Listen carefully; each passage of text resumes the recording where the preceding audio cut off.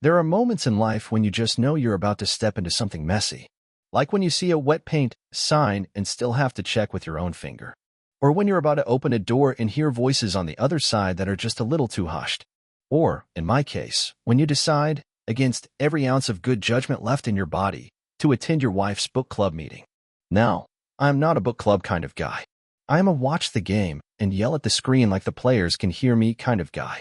But Jennifer had been hounding me to socialize more, to get to know the people she spent so much of her time with. It's not just about books, she had said. It's about connection. Right. Connection. A word that, looking back, should have made me suspicious, but at the time, I was too busy pretending to listen while scrolling through my phone. So there I was, in a living room that smelled like expensive candles and too much effort, holding a glass of wine that was clearly meant for decoration rather than drinking. The book of the month was something deep and life-changing that nobody had actually read, except for maybe Carol, a retired English teacher who took notes like this was a graduate seminar. Everyone else nodded dramatically when she spoke, flipping through pages to make it look like they had any idea what she was talking about. Jennifer, of course, was in her element. Laughing, gesturing, sipping her wine like she was leading a TED Talk on how to be effortlessly charming. I watched her from my spot on the couch, marveling at how a woman who had once argued with me about how many times a towel needs to be washed could suddenly be so sophisticated and cultured. And then came the moment that changed everything. Carol, still glowing from her latest monologue about symbolism and emotional landscapes, turned to Jennifer with the kind of I know a secret smile that immediately raised my internal alarm system. "So, Jennifer, are we still on for our little project next weekend?" she asked, with a voice so sweet it should have come with a warning label. Now, I had been married to Jennifer for 8 years. I knew her different types of smiles. There was the polite grocery store cashier smile, the I'm tolerating you but I am judging you smile, and the Michael, don't say anything stupid in front of my friends smile. But this was a brand new smile. A tight-lipped, oh no, oh no, oh no kind of smile. I leaned forward. "What project?" I asked, because, despite all my shortcomings, I do have a talent for ruining carefully laid out cover stories. Jennifer shot me a look. The kind of look that suggested I should shut up if I ever wanted to see a home-cooked meal again. But Carol, bless her retired, overly enthusiastic heart, was already too deep in the moment. "Oh, just a little getaway she has planned," Carol said, waving her hand like this was a completely normal thing. "A getaway?" I repeated, because this was news to me. Jennifer cleared her throat. "It's just a thing with Lucas is going too, right?" Carol interrupted, clearly thinking she was helping. "Lucas? Lucas? Lucas, the divorced but still thinks he's God's gift to women Lucas? The Lucas who wore sunglasses indoors and referred to his own house as the bachelor pad even though he was 42 and still lived in a condo with furniture he bought off Craigslist? That Lucas?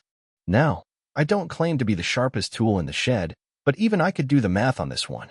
There were exactly 0 versions of reality where my wife was planning a secret getaway with Lucas that involved anything resembling a book club activity. I set my wine down. "Oh, well, this is fascinating," I said, leaning back like I had just been given front row seats to the Jennifer show. "Tell me more." Jennifer smiled, wrong smile again. "It's just a—" "Oh, don't be shy," Carol chirped, now fully invested in whatever she thought was happening. "You two must be so excited." "You, too. Not we. Not the group. You, too." Jennifer's nails dug into her wine glass. "Carol, I think Michael gets the idea." "Oh, I got the idea. I got the idea loud and clear." Wait, I said, holding up a hand, because if this train was going off the rails, I wanted to watch it crash in slow motion. "Jennifer, are you telling me that you and Lucas have a weekend project together?" She opened her mouth, but before she could form a single syllable, Carol nodded. "Oh, she's just being modest. It's a big project." Then, as if she were giving me the best gossip of the century, she leaned in and whispered, "I probably shouldn't say this in front of the whole group, but Michael, you must be so proud." I stared at her. "Oh, I am something all right." Jennifer was now looking at Carol with the kind of expression one reserves for people who have just accidentally set the house on fire. Carol, oblivious, giggled. "It's just so sweet how they found something meaningful together." Meaningful? Well, wasn't that a lovely word choice? I turned back to Jennifer, still grinning, because when your entire marriage is unraveling in real time, what else are you supposed to do?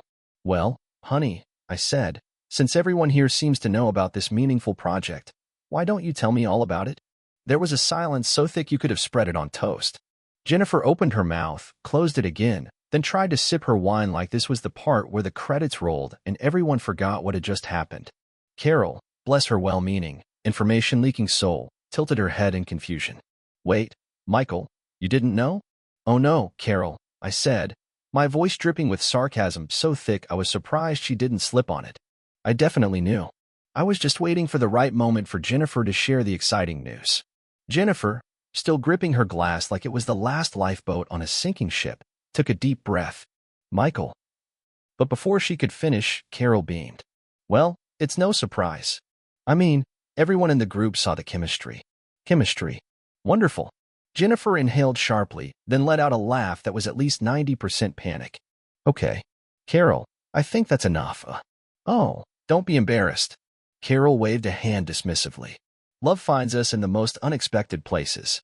I set my wine down, folded my hands, and nodded. Oh, doesn't it just?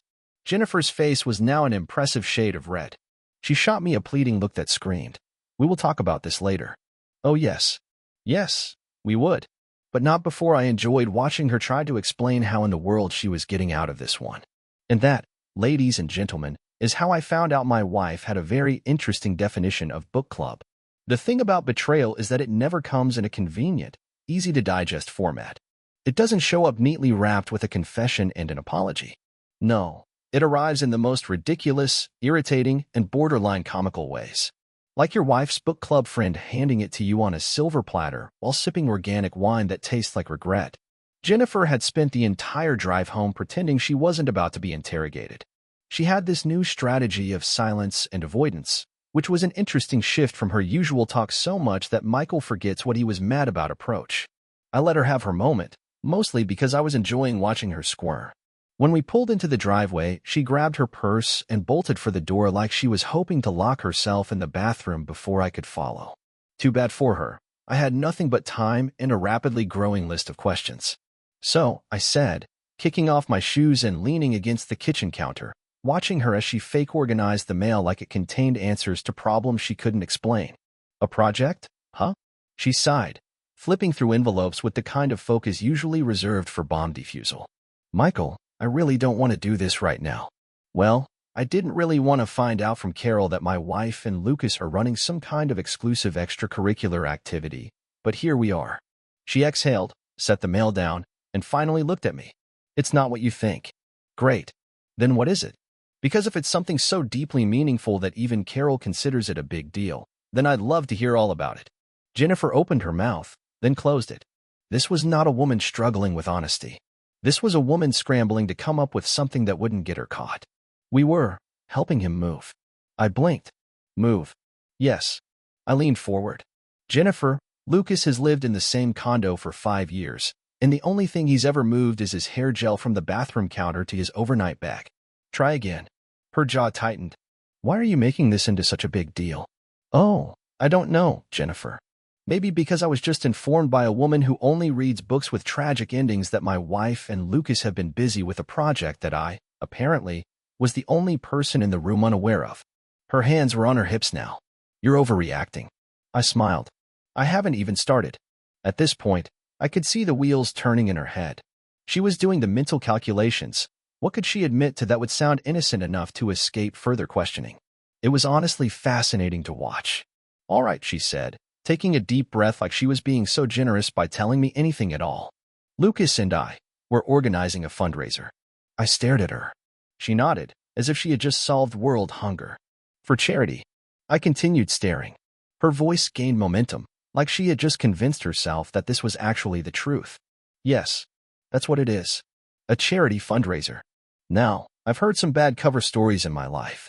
I once had a friend claim that he missed work because he got lost on his way to the office, a place he had been driving to for 6 years. But this? This was next level.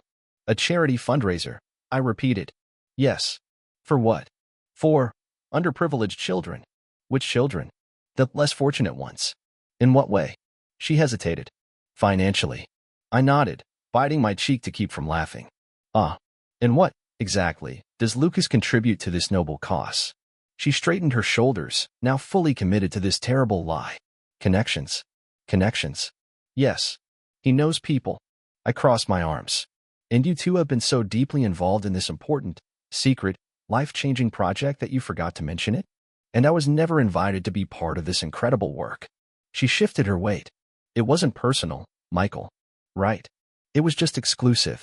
I could see it now. Her patience was wearing thin. Which was fantastic, because mine had disintegrated about 30 minutes ago. You know what, Michael? She snapped, arms now flailing in frustration. I don't need to explain every little thing I do. We don't need to check in on each other constantly.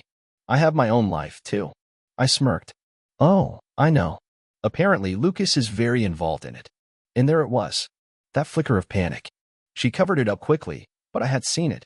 I don't owe you an explanation, she said, grabbing a glass from the cabinet and filling it with water, as if hydration was going to help her situation.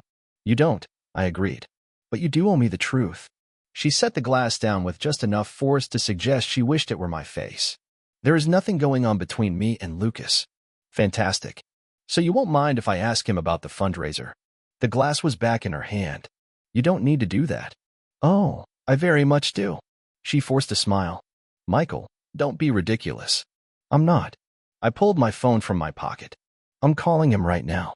Jennifer took a casual sip of her water, which might have been convincing if she weren't gripping the glass like a hostage negotiator trying to keep things under control.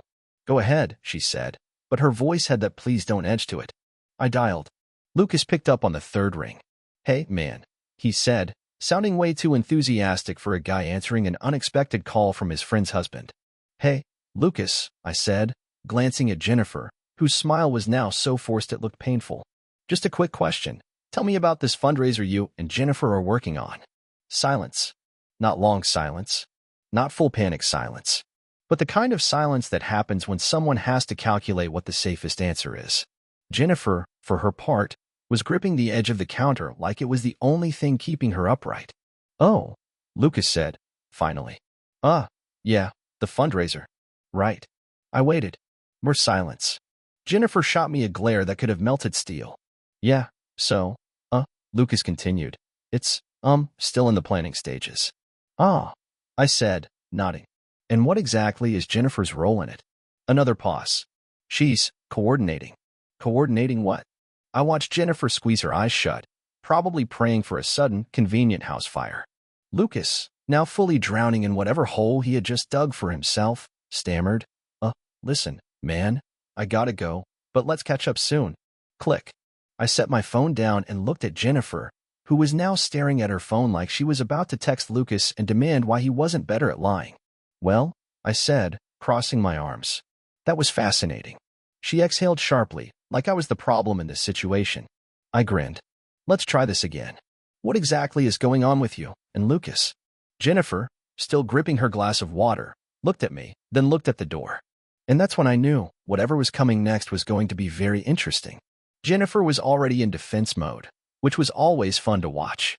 She had this thing where, instead of admitting anything, she'd double down with the confidence of a politician caught on camera stuffing cash into their pockets. You're being ridiculous, she said, crossing her arms so tightly I half expected her to cut off her own circulation. Ridiculous. I repeated, raising an eyebrow. That's interesting. I don't feel ridiculous. I feel, what's the word? Oh, right, curious. Because I just had a very enlightening call with Lucas, and he sounded about as prepared to talk about this fundraiser as I am to perform brain surgery. Jennifer let out a slow breath, the kind that usually came right before she started explaining why something wasn't a big deal even though it very clearly was. Michael, I don't have to run everything by you. Agreed, I said.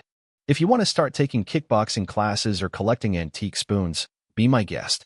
But when Carol starts throwing around words like meaningful and chemistry about you and Lucas, forgive me if I feel entitled to a little clarification. Jennifer rolled her eyes. Carol exaggerates everything. Oh, I know. That's why I'm sure she was definitely exaggerating when she made it sound like the entire book club was aware of something I wasn't. Jennifer's fingers tapped against the counter, her brain likely running through a list of ways she could spin this into me being unreasonable. You really want to know what's going on?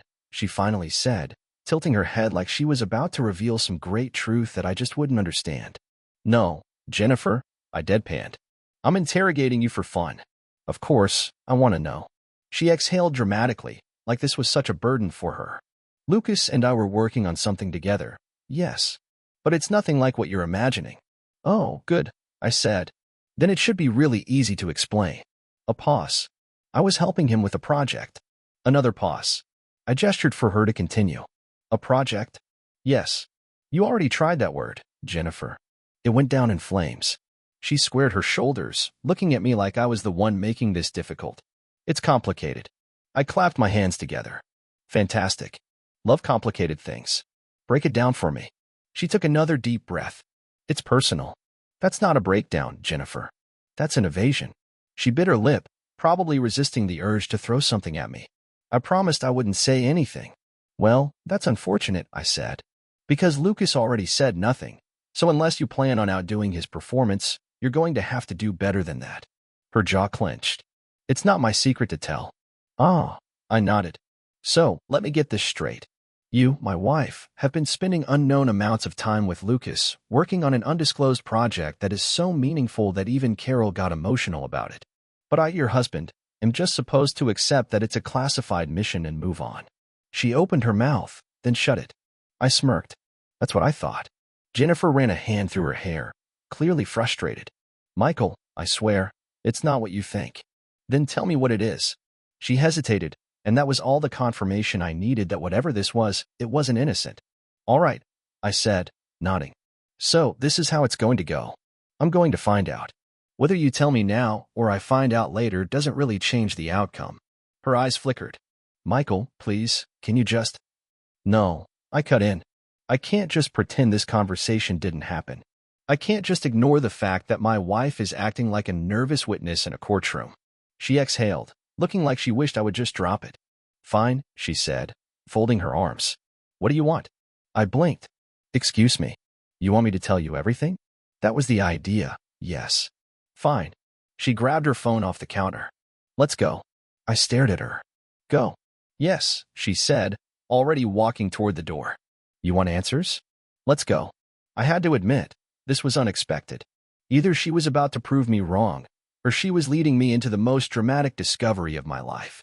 I followed her outside, getting into the car as she pulled out of the driveway with the speed of someone trying to outrun their own thoughts. 20 minutes later, we pulled up to a house. Not just any house. Lucas's house. Jennifer parked, killed the engine, and turned to me. Still think I'm lying? I glanced at the house, not ruling it out. She sighed, then marched up the walkway and knocked. Lucas opened the door. He looked like someone had just informed him that he was the main character in a crime documentary. Jennifer. His eyes flicked to me. Michael. Jennifer pushed past him, motioning for me to follow. Inside, the place was normal. Nothing suspicious, nothing out of place. Then she turned toward the hallway and knocked on another door. Lucas, she said, her voice sharper now. It's time. A moment of silence. Then the door opened. And standing there, in Lucas's house, was my sister. I blinked. Jennifer crossed her arms. There. That's your big secret. I looked between them. My sister looked mortified. Lucas looked like he wanted to teleport out of his own body. Jennifer just looked annoyed. You've got to be kidding me, I muttered. My sister? Lucas and my sister? Jennifer was already rubbing her temples. I told you it wasn't what you thought. I turned to my sister. You live here. She cleared her throat. Temporarily. I turned to Lucas. You let my sister move in? He looked uncomfortable. It's, complicated. Jennifer threw her hands up. See? That's what I was trying to tell you. I exhaled. So let me get this straight. The big secret project was my sister moving in with Lucas. Lucas nodded. My sister nodded. Jennifer just stared at me like she wanted to shove the words I told you so down my throat. I turned to Jennifer. You realize how this looked to me, right? She scoffed. Well, maybe if you had trusted me instead of acting like some detective, you wouldn't have humiliated yourself. I raised an eyebrow. Oh, I humiliated myself? Yes, she said, folding her arms. Because you made a huge deal out of nothing. I stared at her. And that's when I knew. The real betrayal hadn't happened yet. Because Jennifer was way too smug for someone who had nothing to hide. I turned back to Lucas and my sister. All right, I said. This explains one thing. Jennifer frowned. What does that mean? I looked her dead in the eye. It means I still don't believe you. Her face twitched. Michael. I turned back toward the door. Oh, don't worry, Jennifer. I'll get my answers. Just not the ones you want me to find. And with that, I walked out. Because now, I knew she was hiding something. And I was going to find out exactly what it was. If you ever want to know how good someone is at lying, back them into a corner and watch what happens. If they panic, they're amateurs. If they get defensive, they're hiding something. But if they start acting like you're the problem for even asking, that's when you know you've got a professional. And Jennifer? She was a Hall of Famer. After we got home from Lucas's place, she was in full damage control mode. Not because she was innocent, but because I had the audacity to question her. You embarrassed me back there, she announced, tossing her purse onto the couch like this was my fault. I nodded. Yeah, it's really unfortunate when someone pokes holes in your story, huh? She let out a dry laugh. Oh my God, Michael, do you even hear yourself? You act like I'm some criminal. No, Jennifer. Criminals are better at covering their tracks. Her jaw clenched. You are so exhausting. And you are not as smart as you think. She rolled her eyes so hard I was surprised they didn't get stuck. Unbelievable. She grabbed her phone and stormed upstairs, leaving me standing there, watching her go like I was some sitcom husband who had just realized his wife had a secret identity. The old me? The stupid me? He would have left it at that. He would have thought, okay, maybe I am overreacting. Maybe I should just drop it. But the me standing in that living room? The me who had spent the last 48 hours being gaslit into oblivion? Oh no. I was done playing along. So I got to work. Jennifer thought she was untouchable because she controlled the story. If she refused to give answers, if she deflected, if she played the victim, then I had nothing to work with. But here's the thing about secrets, they always leave footprints. And I was about to follow every single one. I started simple. Step 1. Check the car. Jennifer was meticulous about keeping her phone locked down. But the car? That was different. Because she was one of those people who treated it like a storage unit for things she forgot she even had. I stepped into the garage and opened the passenger side door. Sure enough, it took all of 3 seconds to find something interesting. A receipt. Not just any receipt. A receipt for a spa day. Jennifer hated spas. She once told me, direct quote, "Why would I pay someone to rub lotion on me when I can do it myself for free?" But the best part? The date. 3 weeks ago. Which just so happened to be the weekend she claimed she was helping a friend move. Oh, Jennifer. You amateur. I took a picture of it, then moved on. Step 2. The gym bag. Jennifer went to the gym maybe once a month, and even then, it was usually just an excuse to wear leggings and buy overpriced smoothies. But lately, she'd been taking that bag everywhere. I checked the closet. Bingo. I unzipped the side pocket and immediately saw what I needed. A phone charger. Jennifer never carried a charger in her gym bag. She barely remembered to bring one on vacation. But now, suddenly, she was being responsible about her battery life? And that's when it hit me. She had a second phone. I stood there, staring at the charger like it had just whispered the truth into my ear. Because this was it. The thing that finally tied everything together. Jennifer wasn't just lying. She wasn't just hiding something. She was hiding someone. And that's when I knew it was time for revenge. Not the childish kind. Not the throw her stuff on the lawn and scream in the driveway kind. No. I wanted the kind of revenge that made her realize just how badly she had underestimated me. So I started planning. Step 1. Let her think she won. That night, I acted completely normal. No questions, no accusations, nothing. I even let her win an argument about dish detergent, which she probably took as proof that I was finally letting it go. Step 2. Control the narrative. The next morning, I made a few calls. I called my boss and took the next week off. Then, I made another call to someone who really didn't like Jennifer. My cousin, Lauren. Lauren had never trusted Jennifer, and she had the biggest mouth on the planet. Michael, she answered, half asleep. Why are you calling me at 7 a.m.? I grinned. Because I need you to help me ruin someone's day. She sat up immediately. I'm listening. Step 3. The setup. By the time Jennifer got home that evening, everything was in place. She walked in, threw her keys onto the counter, and stretched. Hey, she said, like everything was fine. I smiled. Hey, how was your day? She blinked, clearly thrown off by my casual husband routine. Good. I nodded. Great. I actually have a surprise for you. She frowned. A surprise. Yep. I grabbed my jacket. Come on. We're going out. Jennifer hated surprises. Because surprises meant unpredictability, and she only liked things she could control.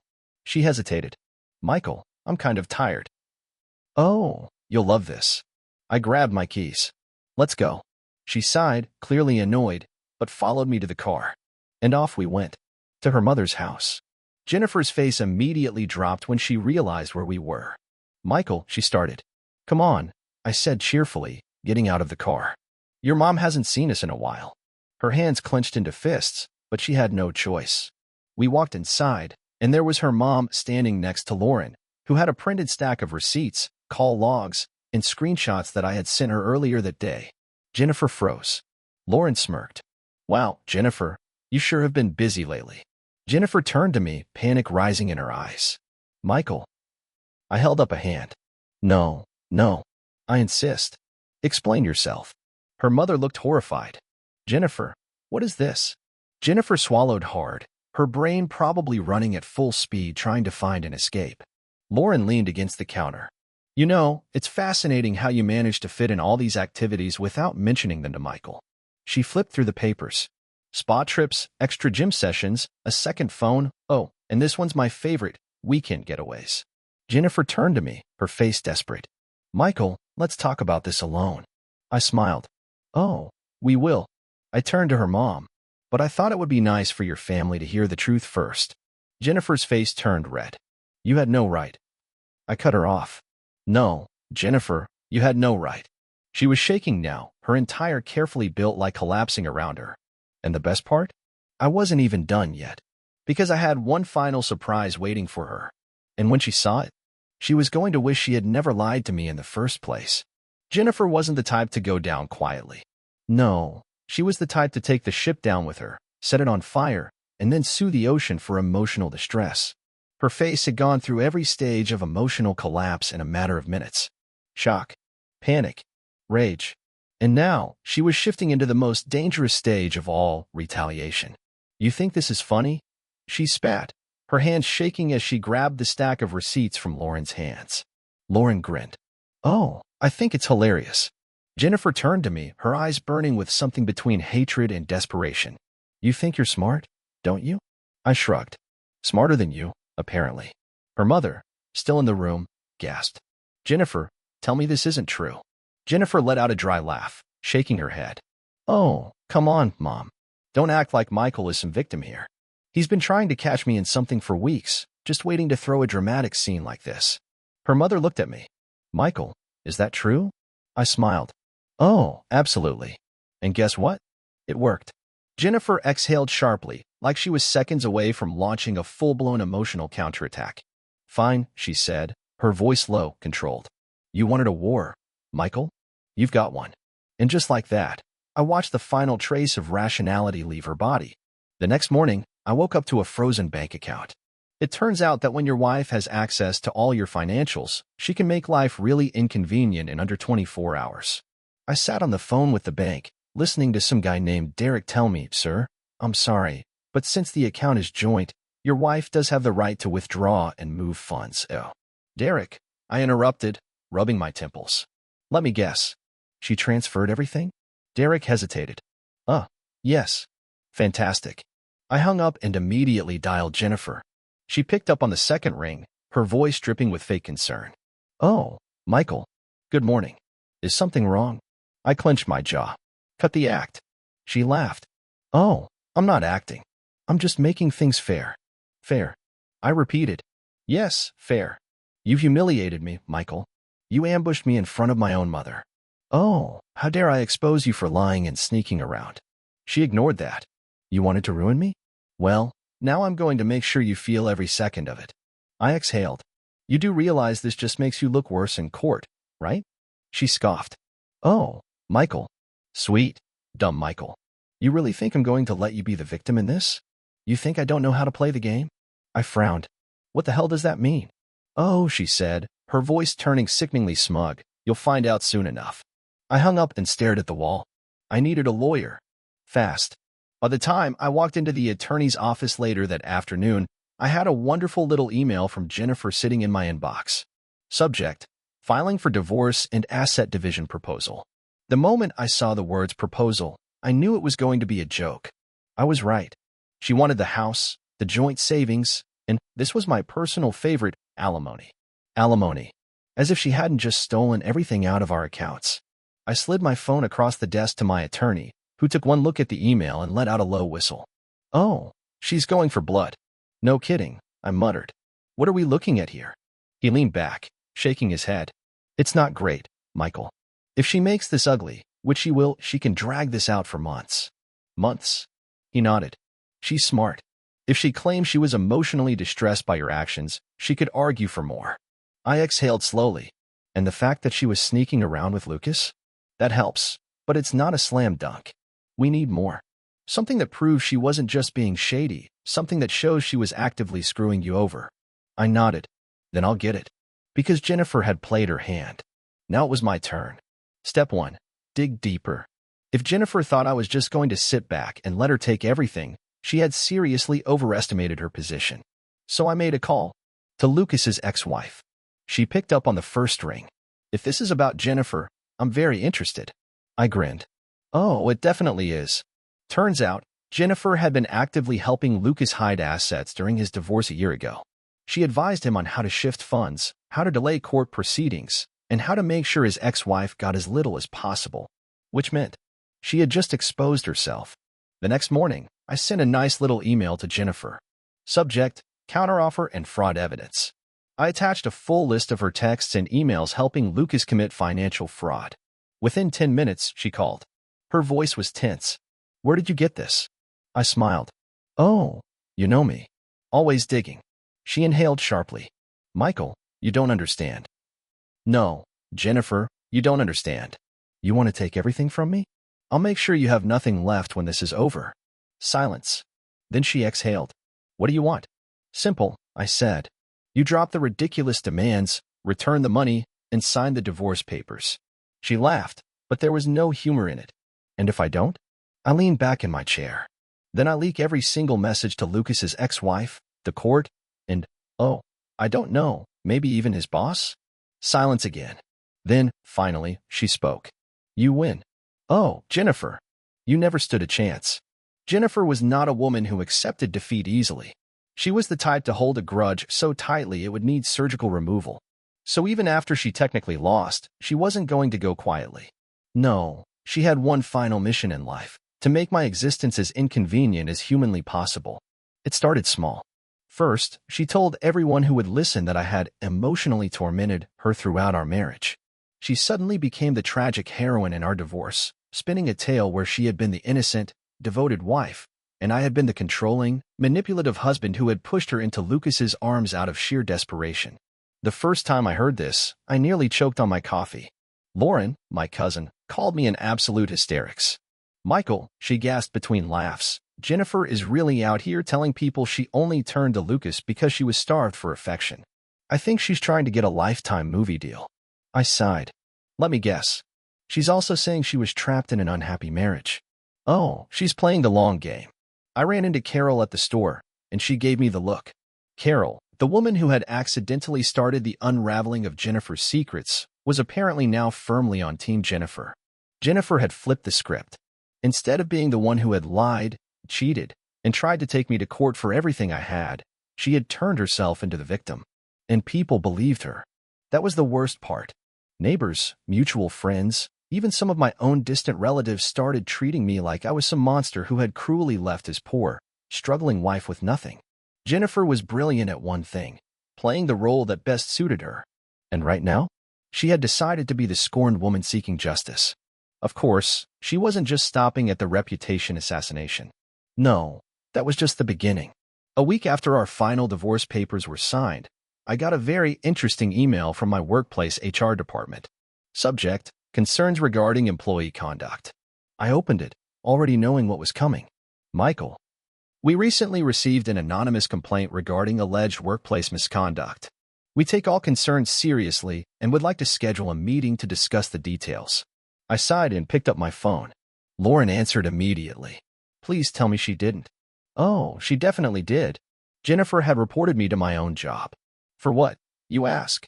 According to the HR meeting, she had submitted an anonymous complaint claiming I had a pattern of aggressive and emotionally manipulative behavior that might extend into my professional life.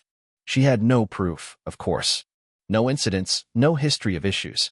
Just a very carefully worded concern that would force my company to investigate me. Because even if I wasn't guilty of anything, just being investigated was enough to put a stain on my career. I sat through the meeting, keeping my voice calm and even. This is my ex-wife retaliating. She lost the divorce. Now she's trying to screw with my job. HR nodded like they understood, but they still had to do their due diligence. 2 weeks of questioning. 2 weeks of hushed conversations whenever I walked by.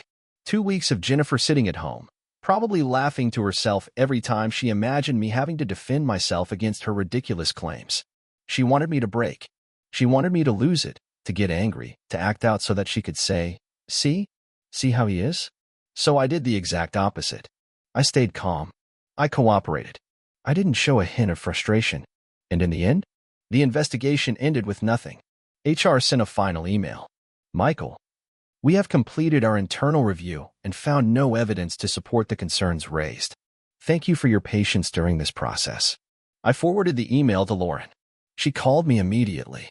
Well, look who dodged the landmine. I sighed. Oh, she's not done. Because of course, she wasn't. Jennifer's grand finale came 2 days later when I got served with a lawsuit. The claim? Defamation. Apparently, exposing her for actual things she had done was character assassination. I read through the paperwork, shaking my head. She's seriously trying to sue me for telling the truth? Lauren groaned. She's unhinged. She's desperate, I corrected. She knows she lost. This is just a final tantrum. And that's exactly what it was. Jennifer had no case. She had no evidence. She had nothing except her own delusional idea that if she just kept attacking, eventually, I'd crack. I didn't. The lawsuit was thrown out within weeks. And finally, Jennifer ran out of steam. No money left to waste on attorneys. No credibility left with the people who actually mattered. The last time I saw her was at the grocery store a few months later. She spotted me, hesitated for a second, then did something I'll never forget. She smiled, like we were two old friends catching up, like she hadn't spent the last year trying to ruin my entire existence. I raised an eyebrow. Jennifer. She tilted her head. Michael. There was a pause. Then she laughed. Well, that was dramatic, wasn't it? I just stared at her. You tried to destroy my life. She waved a hand. Oh, come on. We both did things. I let out a short, disbelieving laugh. No, Jennifer. You did things. I just didn't let you get away with them. She sighed, like I was being so difficult. Well, either way, it's over now, right? I narrowed my eyes. You really think I'm just going to stand here and chat like we're catching up over coffee? She smirked. What? No closure. I shook my head. I got all the closure I needed when I watched you lose. Her smile faltered, just for a second. Then she flipped her hair, grabbed her cart, and walked away. And that was it. No more schemes. No more lawsuits. No more Jennifer. Just me. Moving on. And finally free. The end. Thanks for watching. Rate the story in the comments. Subscribe to the channel